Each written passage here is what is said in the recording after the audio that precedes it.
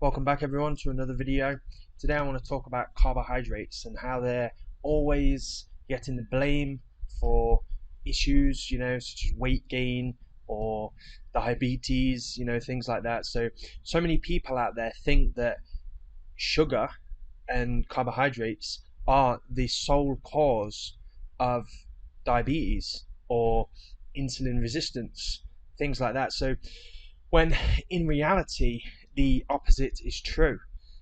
Sugar actually promotes insulin sensitivity, which actually increases our insulin sensitivity, allowing us to, take on more carbohydrates and have more sugar in our diets and things, and allows more of it to be present in the blood.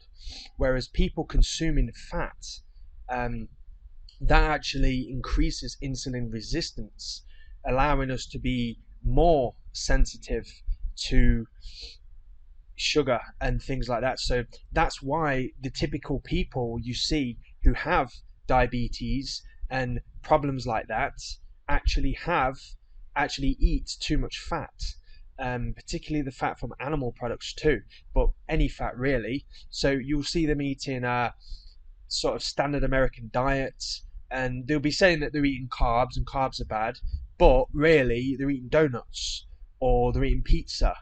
Donuts being 50% plus calories from fat, right? Because essentially donuts boiled in fat, well, fried, I guess you say, deep fried in fat. There's essentially the dough, and then they're just dunked in the fat and cooked like that. And then of course you've got pizza. People, particularly the Italian style and takeaways and things like that, they're putting the oil and things like that, especially like if you're, like I said, if you're going for an Italian style pizza, you've got the olive oil because you're obsessed with olive oil. That's going into the base. Then of course if you're eating a non-vegan pizza, with cheese on it, that's obviously got the fat from the dairy cheese. But then also if you are getting a vegan pizza with, sort of fake cheese, plant-based cheese, whatever, that's also got plenty of fat in, usually from the coconut or soy or whatever as well.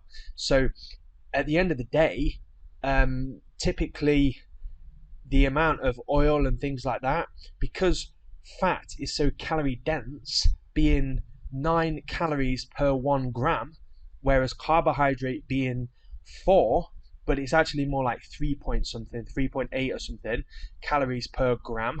It's more than double the amount of fat, the amount of calories, so making it so much more calorie dense. So if you had a pizza and it was 300 grams, mostly coming from carbohydrates, but then only 150 grams coming from fats, the fat would be 50-50, 50 fat, 50 carbs, obviously protein as well. But essentially that's what happens with pizzas and donuts and things like that. And that fat and carbohydrate together is a recipe, for insulin resistance and diabetes and things like that, because fat and sugar combined is a disaster, right? If you're going to have some fat, like consuming it with sugary carbs and things like that, that's exactly what's making people fat. You've got people going to KFC and they're eating the KFC. Well, I'm just using KFC as an example. It's probably McDonald's, wherever, right? Pizza Hut, and they're eating the fatty foods, the KFC, the meat, the whatever, right? And then they're washing it down, because obviously these people aren't on a diet, are they, right? So then they're washing it down with, sugary Coke, and then they're getting fat, and then they're blaming the Coke. Like, it's the high fructose corn syrup in the Coke that made me fat. This is one of the most important things for the consumer and scientists and medical doctors to get straightened out. And it should have been straightened out in the 1920s when a fellow by the name of Percival Himsworth published his basic research, and it was all published by 1940 in the British Medical Journal. And it's just no question about it.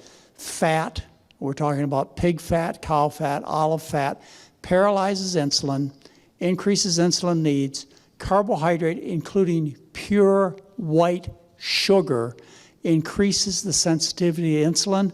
It was published by Brunzell from University of Washington in the New England Journal of Medicine in, I think, 78. Brunzell's his name. He took type 2 diabetics. He made a synthetic diet, 45% sugar, and then doubled white sugar, maltodextrose, plain table sugar, doubled it to 85% white sugar. Every aspect of the diabetes improved. Walter Kempner, back in the 40s and 50s, published his results on treating type 2 diabetics with rice, table sugar, fruit, and juice. And Kempner knew back in the 50s that sugar makes insulin work better and cures diabetics. But you see, we've got it entirely backwards these days, thinking sugar causes diabetes. You know, it's so backward and bizarre, nobody stands a chance.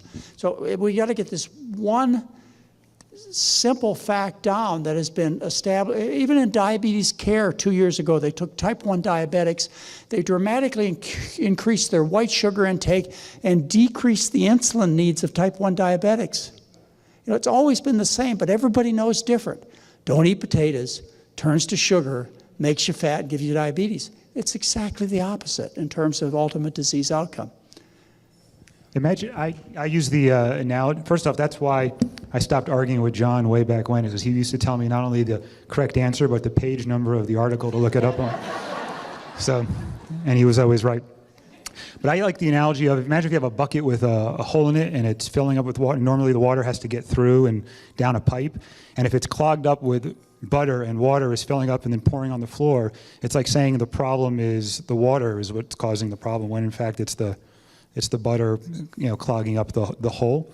And that's what's happening in your bloodstream. More sugar, you know, it's pouring out all over the place. But what's the problem? The problem is the fat and the insulin receptors and the problems that those cause. Thank you. Type 2 diabetes is 100% curable. You need to know that.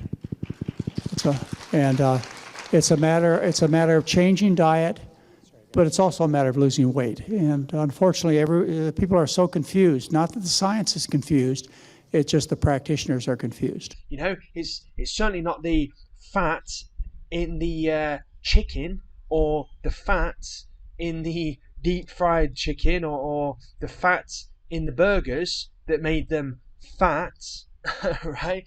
And then you've got people saying that, if you eat sugar, you're going to get fatty liver. How on earth is sugar going to make your liver fat, right? The liver runs off glucose, and that's its primary fuel, because the liver is a very, very, very busy organ, especially in today's day and work, especially in today's sort of like age, right?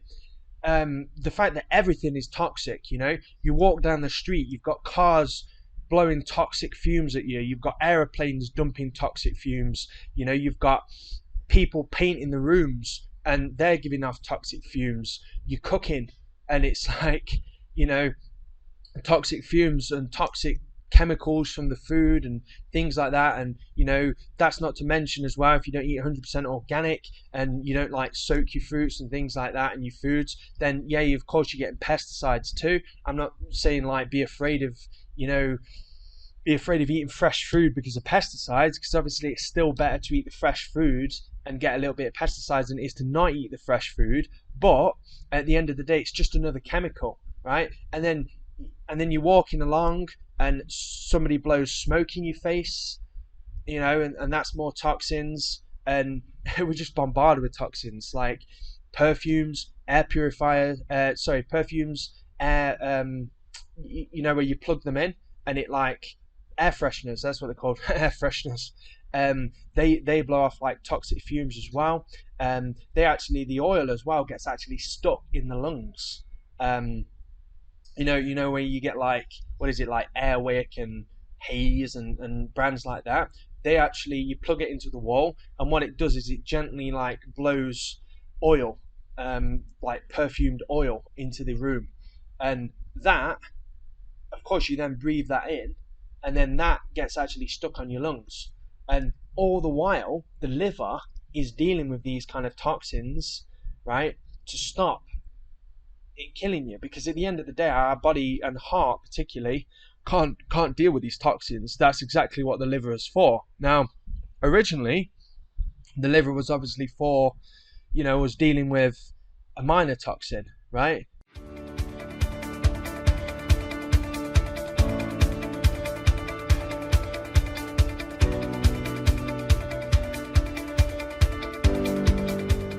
Maybe we were creating a fire, and of course there's a little bit of toxins in the wood. So maybe, that I would go straight in and our liver would clean that, or maybe we had a little bit of toxicity in the water, right? Or maybe the food. Maybe we did have to eat some meat on occasion, because it was winter and, we hadn't been smart and saved all the crops, whatever. So at the end of the day, our liver was there as a sort of now and again. And of course, when you if you would see you were walking around the jungle, whatever, and you would see a fucking leopard or a tiger, then bam, adrenaline fills your blood and fills your body, and then of course you run up the tree, and the tiger runs off, whatever, and it's safe, but the adrenaline's still there in your blood. So then there comes in your liver again, soaking up, cleansing that problem. Basically, it's like a huge filter, right? The same with fat. When you eat fat, your blood becomes thick, and your liver has to deal with that, right? If you can think of it like this, if your liver, think of your liver like a straw, right? So your liver is sucking through the blood, and when your blood is like water, right, it's very easy for it to just suck through without the pressure.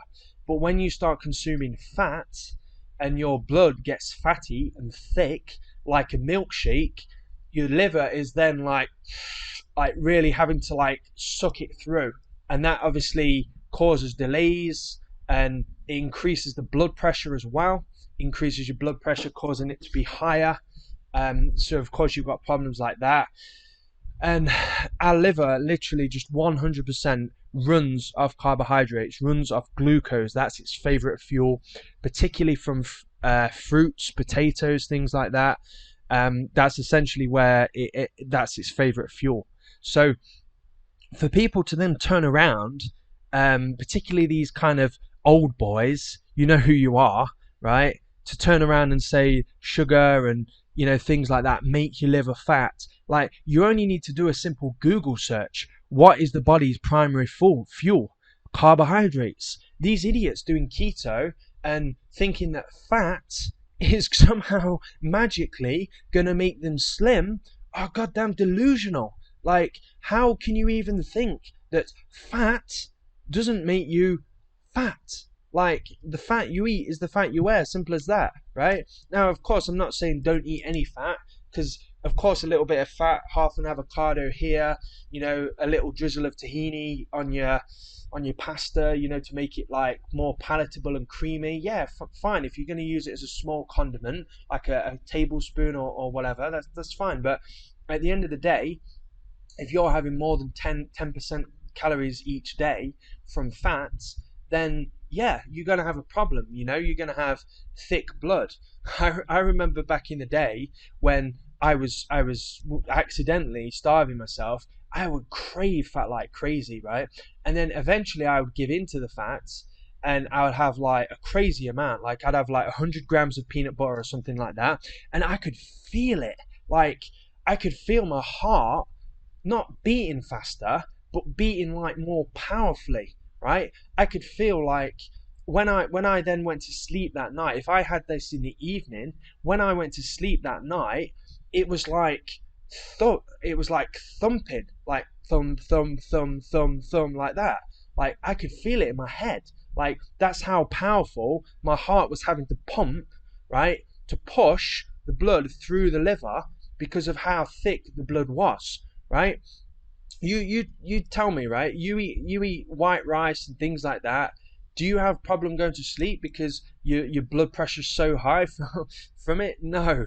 Like, on a normal night, I will eat a super high carb meal and super high carb day, and I have no problem getting to sleep. But the times in the past when I've had a little bit of a fatty meal or whatever, it's almost like I can feel.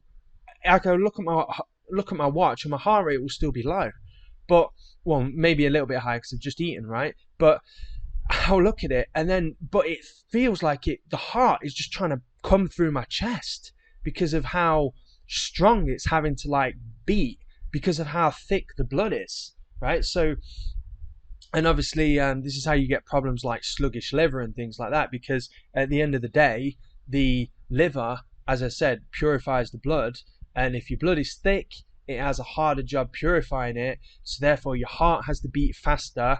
Well, sorry, harder, i.e. blood pressure, has to pump harder to push it through. So our bodies are really not meant to consume much fat. That's why nuts in nature are so hard to de-shell, because let's be honest, you're only going to eat 2 or 3, a little handful, and yeah, you're going to get your selenium or whatever from your Brazil nut, right? And you're probably going to eat like 5 Brazil nuts, and then you're going to be like, oh, you know, I'm sick of this. This is too hard work.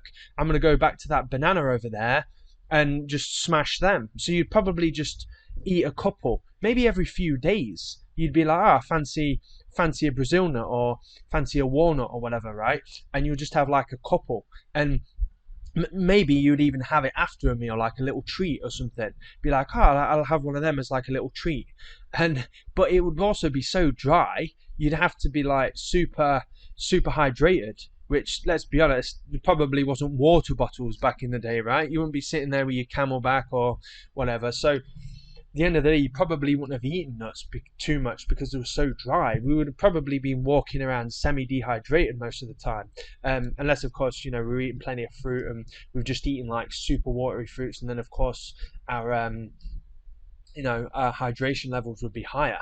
But at the end of the day, people saying that sugar causes these problems, it's like sugar is guilty by association, right? It's not the sugar in the cookies that makes people fat, it's the fat, right?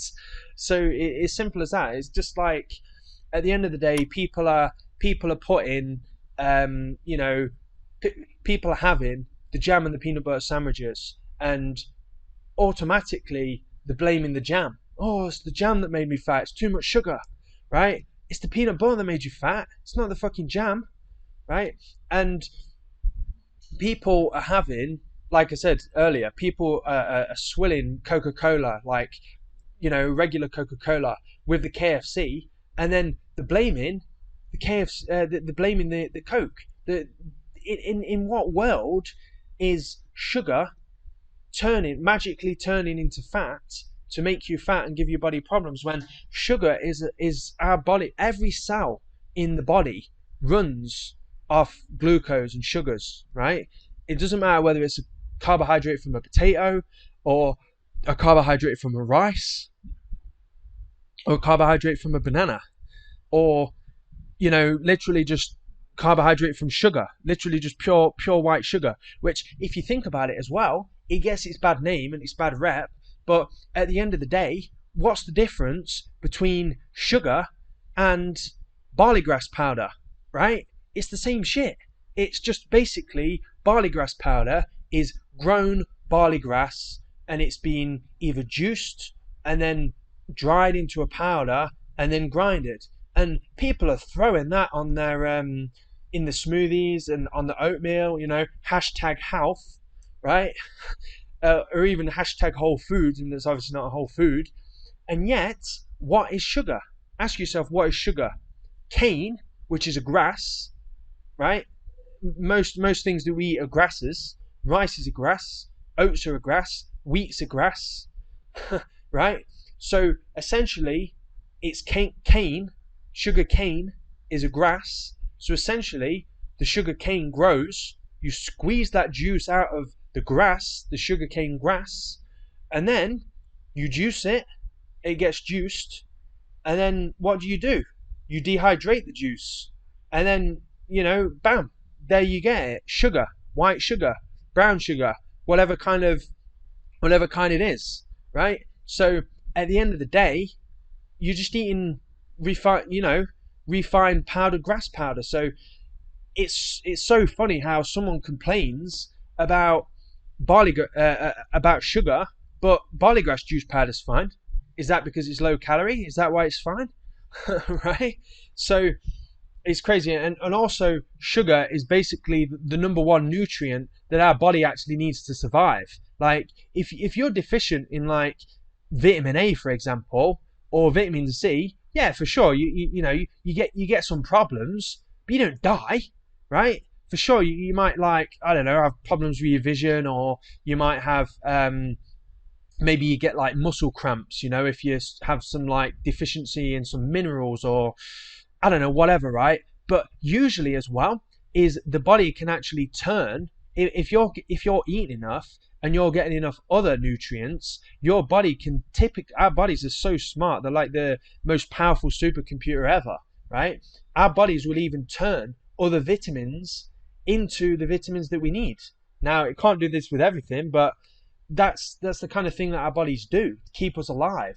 And even when you do get those vitamins that you need, your body will hold on to that and store it, for when you do need it, and it'll even lessen the amount of it you need. It's just the same with calories. If you're not getting enough calories, your body slows right down your metabolism as a survival mechanism, right? And turns off like unimportant services like hair growth, periods, right? Things like that.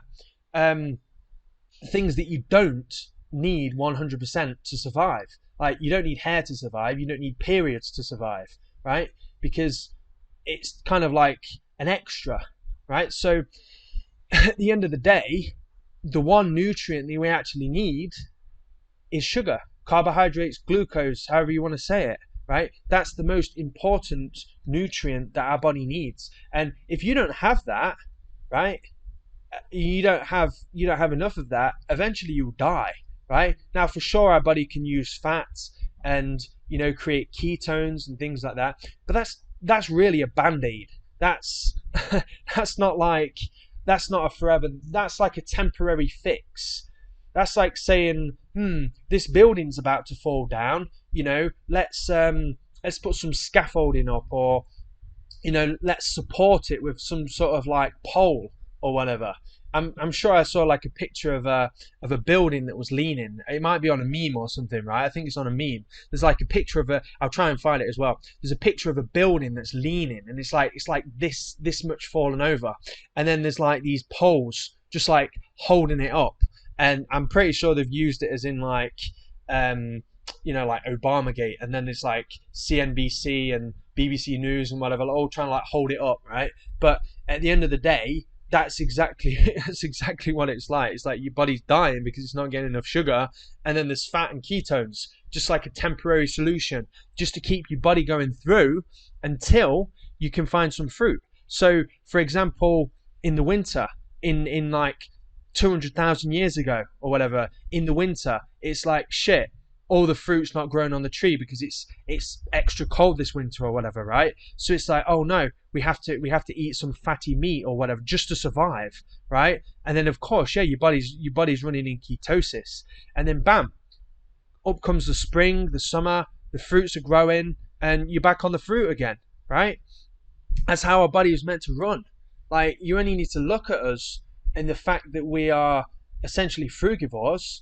Our teeth, our fingernails or lack thereof, our body's long, digestive system, our body's weak stomach acid and things like that.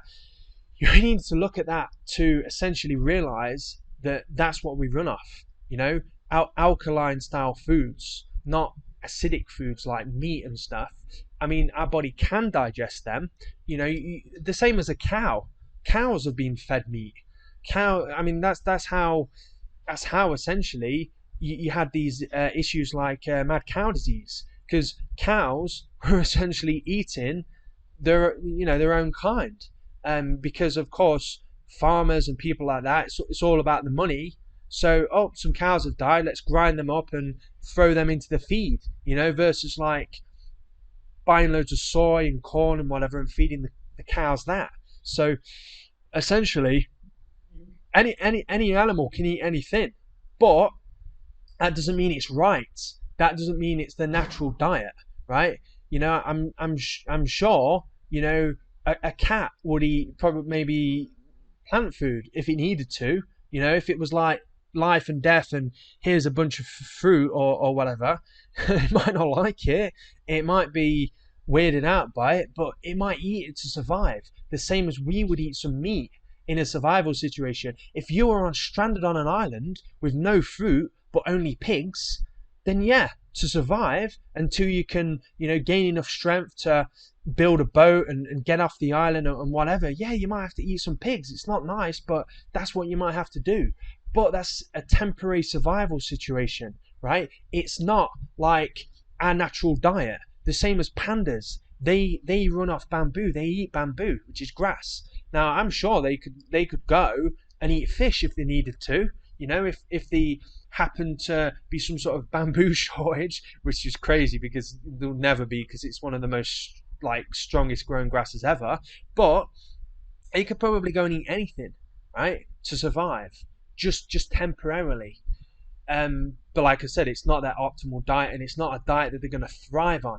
Now, how many carnivores, people just eating meat, are thriving? None of them. They all look like half sick and nearly dead, in my opinion. So at the end of the day, people blaming carbs for their problems or blaming sugar that's giving them diabetes or whatever is just absolutely crazy. So leave me your thoughts in the comments down below. Let me know what you think to this. I've certainly rambled on for long enough. If you like this video, give it a like. If you dislike it, give it a dislike, but just do something. And if you want to see more content like this, be sure to subscribe, and I'll see you in the next video, everyone.